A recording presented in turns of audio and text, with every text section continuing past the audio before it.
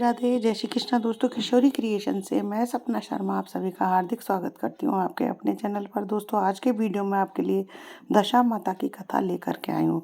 दशा माता का व्रत जो है होली के 10वें दिन किया जाता है, यानी कि होली की 10वीं को, यह होली के बाद आने वाली 10वीं तिथि को दशा माता का व्रत किया जाता है। इस दिन महिलाएं व्रत रहती हैं, ज्वारे उगाती हैं, साथ ही पीपल की पूजा करती हैं, कथा सुनती हैं, व्रत करती हैं, पूजा करती हैं। और इस दिन होली दशे का एक डोरा लिया जाता है जो कि कच्चे सूत का होता है और 10 तारों का लिया जाता है, जिसमें 10 गांठें लगाई जाती हैं। इस दिन महिलाएं जो है अनलोना खाना खाती हैं। ये दोस्तों जानते हैं दशा माता की कथा। दशा माता की कथा मैं आपको बताऊं उसके पहले मैं आप सभी से यही रिक्वेस्ट करूंगी, अगर आपने अभी तक मेरे चैनल को सब्सक्राइब नहीं किया है तो उसे सब्सक्राइब करना ना भूलें। पास ही में बेल आइकन को दबाएं, जिससे मेरे आने वाले हर नए वीडियो का नोटिफिकेशन जो है आपको मिल जाए। आइए सुनते हैं दशा माता की कथा। बहुत साल पहले की बात है। राजा नल और दमयंती सुखपूर्वक अपने राज्य में राज्य करते थे। उनके 2 बेटे थे और उनके राज्य में प्रजा भी बहुत सुखी और संपन्न थी। एक बार होली दशे का व्रत आता है तो महल की सभी दासियों के गले में पीला डोरा बंधा होता है। रानी उन सबसे पूछती है कि तुमने गले में पीला डोरा क्यों पहन रखा है। तो दासी कहती है कि आज दशा माता का व्रत है। दशा माता का व्रत सभी सुहागिनें अपने घर की सुख समृद्धि के लिए दशा माता का व्रत रखती हैं, पूजा करके डोरा पहनती हैं। तो रानी कहती है कि मैं भी दशा माता का व्रत रखूंगी। उन्होंने भी डोरा मंगाकर पूजा करके डोरा पहन लिया। अब शाम को जब राजा जी ने रानी जी के गले में डोरा बंधा देखा तो राजा ने उससे पूछा, रानी ने उसके पास रानी के आपके पास तो इतने सोने के गहने हैं, फिर आपने ये डोरा क्यों पहन रखा है। और इसी के साथ राजा ने रानी के गले से डोरा खींचकर चूल्हे में फेंक दिया।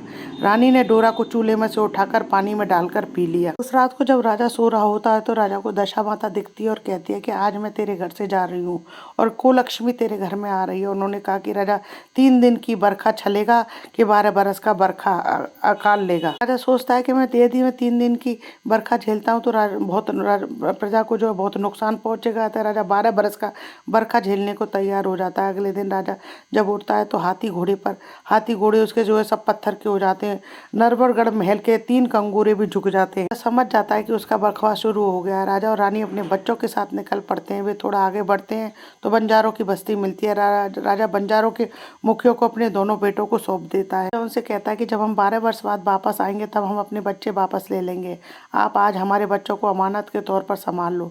बंजारों का मुखिया तैयार हो जाता है क्योंकि उसके कोई औलाद नहीं होती है। राजा रानी आगे चलते हैं तो रास्ते में धूप लगने पर जब वे हरी घास पर चलते हो तो हरी घास सूख जाती है। आगे तालाब पर पानी पीने के लिए जाते हैं तो तालाब सूख जाता है। थोड़ा और आगे बढ़ते हैं तो राजा के दोस्त का गांव आता है। राजा रानी उनके यहाँ पर जाते हैं। राजा अपने दोस्त के घर पहुंच जाता है तो दोस्त के घर में राजा रानी का खूब आदर सत्कार होता है। फिर रात को जब वे सोते हैं तो जिस कमरे में राजा रानी सो रहे होते उसी कमरे में एक मोर की आकृति बनी हुई थी और वहीं खूंटी पर दोस्त की पत्नी का नवलखा हार लटक रहा था। रानी को जो है रात को नींद नहीं आती है। रानी दीवार पर बनी मोरनी दीवार पर देखती है कि दीवार पर मोरनी बनी हुई है जो वो रानी का हार निकल जाती है। रानी उसी समय राजा को बताती है और वे दोनों उसी समय दोस्त का घर छोड़कर निकल जाते हैं। सुबह दोस्त की पत्नी जब देखती है तो उसका हार वहाँ नहीं है तो वे अपने पति से कहती है कि तुम्हारे दोस्त कैसे हैं, मेरा हार ही चोरी करके भाग गए। तो दोस्त अपनी पत्नी को समझाता है कि मेरा दोस्त जो है ऐसा नहीं कर सकता। राजा रानी दोनों जने जो है आगे बढ़ते हैं। उन्हें भूख लगती है तो राजा नदी में मछलियां पकड़कर रानी से कहता है कि रानी आप इन्हें भून दो, मैं गांव में से परोसा लेकर आता हूँ। वहाँ के सेठ क्या भोज होता है जिससे सारे गांव का खाना होता है। राजा गांव में गया और परोसा लेकर आ रहा था तो चील झपट्टा मारकर उसके भोजन को ले जाती है। उधर रानी मछलियां भूनने लगती हैं तो सभी मछलियां जीवित होकर पुनः नदी में चली जाती हैं। सोचते हैं कि राजा सोचेंगे रानी ने सारी मछलियां खुद ही खा ली। उधर राजा भी सोचते हैं कि रानी सोचेगी कि सारा खाना राजा ने अकेले ही खा लिया। दोनों चुपचाप आकर पानी पीकर आगे बढ़ते हैं। आगे चलते चलते दोनों हलवाई की दुकान पर पहुंचते हैं। वह हलवाई से कहते कि हमें खाने के बदले नौकर रख लो। हलवाई राजी हो गया। राजा बर्तन मांज कर रखते थे और रानी उन्हें धोकर जैसे ही पैड़ी पर रखती वैसे ही पैड़ी बर्तन को निकल लेती। कर रानी राजा से कहते कि हम यहाँ से भी चलें, हमारे दिन खराब है। तो पैड़ी भी बर्तन निकल रही है और राजा चोरी का इल्जाम हम पर आ जाएगा। राजा रानी जो है वहाँ से आगे बढ़ते हैं तो राजा की बहन के गाँव पहुँचते। कुएं पर दासियां पानी भर रही होती है। राजा उनको देखकर उनसे कहता है कि तुम्हारी रानी जी से जाकर कहना कि आपके भाई आए हैं।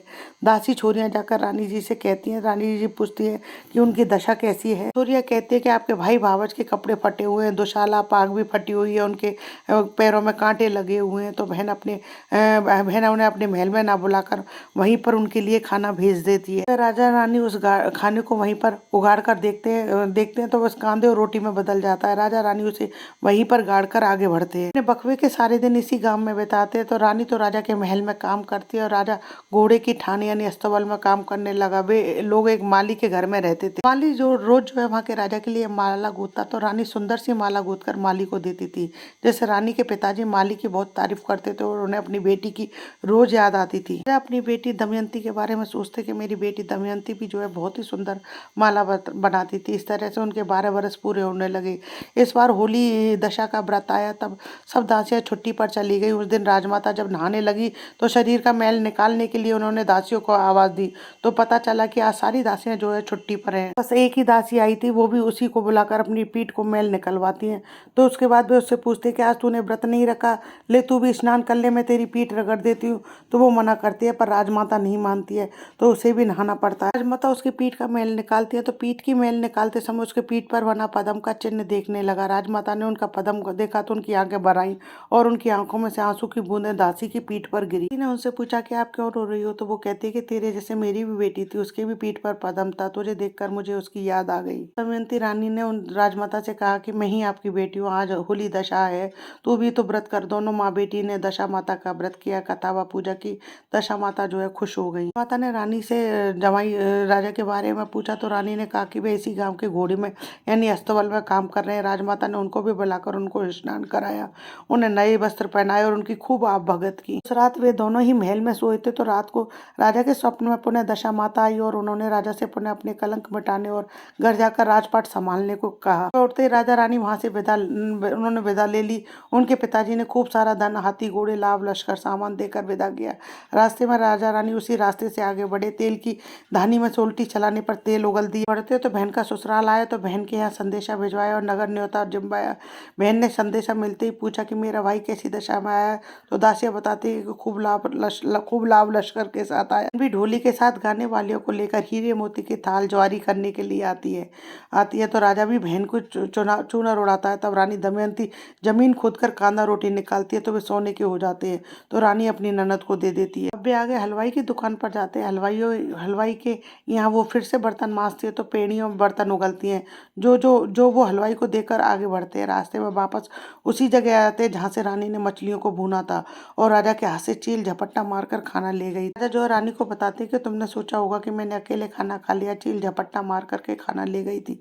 तब रानी कहती है कि आपने भी सोचा होगा कि मैंने मछलियां भूनकर अकेले ही खा ली, पर जीवित होकर सारी मछलियां जो है नदी में चली गई थी। राजा रानी दोनों आगे बढ़ते। आगे बढ़ने पर राजा के दोस्त का गाँव आता है। दोस्त ने उनका पहले के समान ही सत्कार किया। तब राजा ने उनसे रात में सोने के लिए वही कमरा मांगा। रात के समय जब मोरनी हार उगलने लगती है, तो राजा ने अपने दोस्त को जगाया कि देखो मोरनी ने हार निगल लिया था, आपने सोचा कि हमने हार चोरी कर लिया है। तब राजा ने कहा कि हमने हार चोरी नहीं किया था, हमारे तो दिन बुरे चल रहे थे। पर बनी हुई मोरनी भी जो है हार निगल गई थी। देखिए अब आपका हार वहीं वापस टंग रहा है।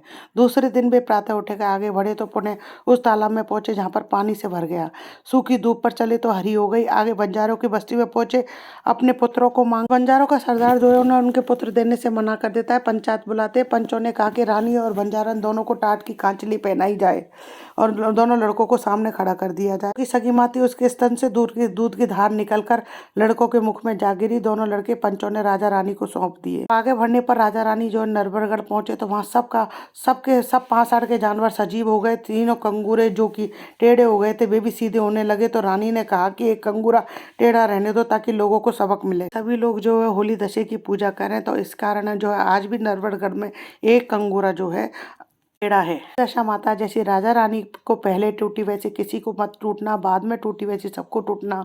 कथा अधूरी हो तो पूरी करना, पूरी हो तो मान। हिंदू धर्म, रीत रिवाज, कथा कहानी जानने के लिए मेरे चैनल पर बने रहने के लिए बहुत बहुत धन्यवाद। जय श्री कृष्णा दोस्तों, राधे राधे।